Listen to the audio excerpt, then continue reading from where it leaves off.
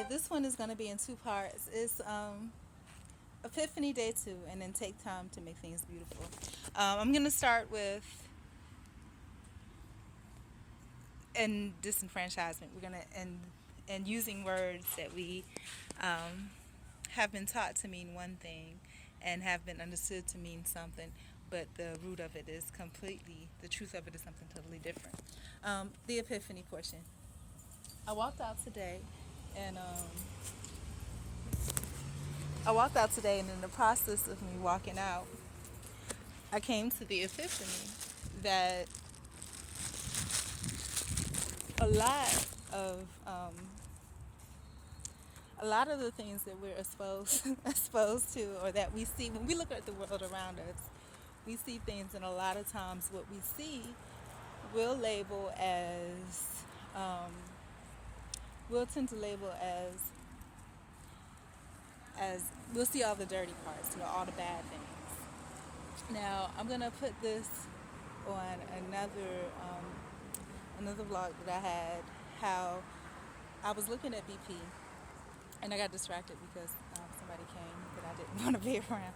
But I was looking at BP, and on BP somebody was saying how, just admiring other people's lives is something about the disparity of lives. Now, with that being said, um, with that being said, you have to appreciate what you have. And my backdrop, I don't know if a lot of people caught it on BP. It shows all these different people of different statuses sitting on a toilet. And basically, what it says is that we, at the end of the day, SHIT is just SHIT, and we all have to be involved with it somehow. We all we're all human. At the end of the day, we're all human. So we all go through the same thing, same ups, same downs, same disparities. Now, um, like I said, a lot of times I see the negative things because my life has been negatively affected by, that situation that I had a while back where it was all bogus, but, you know, it could have turned out a lot of worse. I'm just going to say that. It could have turned out a lot better, but it could have certainly turned out a lot worse. If I had people behind me, it would have been a little better, but I'm a loner. So,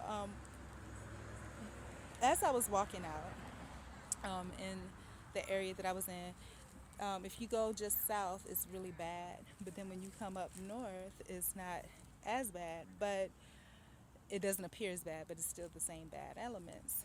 So all that in mind, last night there was a huge fight, or not even a fight, just a whole bunch of noise. I don't know if the people actually lived out there or if they happened to be driving by and they thought it was a nice place to stop and get out and have a talk. But all I kept hearing was, oh, we need to get out of this lady's yard. Somebody was like, Mom, Mother, you need to calm down. And it first started off with me hearing a lady and a guy. And I don't know if it was the same argument. It might have been something different. And the girl, it sounded like, had some contentions about this dude was talking to somebody else or something like that. And he was just like, yeah, he did wrong. But basically, he was admitting he did wrong. And basically, they were going to hook back up. Then later I hear something about somebody's friend, like the girl was friend, but the woman was going off. She had to be my age. She had a son that was a grown son. And with that grown son, he was trying to hold her back. Mother, please this, you're being loud. And I guess it was a daughter or a female child, not necessarily a child, but female young adult that was under her parentage. And she was like, we got to get out of these people's yards and all this and all that. So when I looked at that, I was just like, okay, oh my gosh, this is the type of world that we live in. But it gave me nothing, because then, like I said, the situation that I'm in, the young lady, which happened to, lo and behold, happened to come out to where I was, unfortunately, and so I had to kind of get away. She's so loud and obnoxious.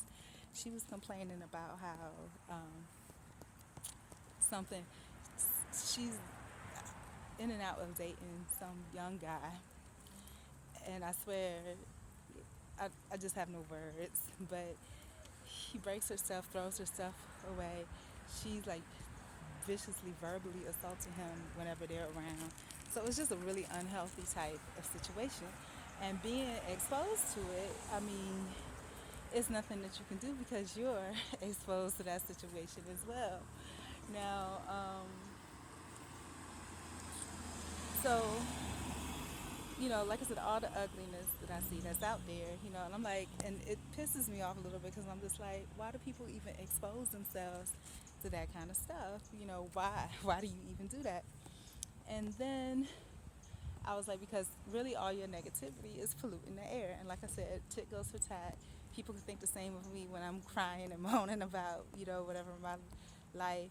And I don't moan and cry verbally, but you can see it in my presence that there's some things that have really hurt me. And when people see that, I'm sure they feel the same way, that it's polluting, their airspace and that type of thing. So, let me see what time it is. Do I have time to walk to the other bus stop? I don't think so. So, with that being said, as I was walking out this morning, I remember looking around me and feeling like, wow, this is nice. This is uplifting to me to see the scenery that I saw. Just like it was uplifting yesterday. The girl is arguing with somebody, and I can hear her. I've walked like a whole half a block down the street. So, so the situation was, I saw all of these things that were beautiful.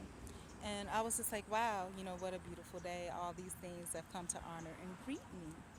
Now, you have to take responsibility for the beautiful things that come out and the things that are not beautiful. So you have to make things beautiful. And I was thinking to myself, some of these people live in the same ghetto place, and they take the time to actually, to garden, to put nice landscaping up.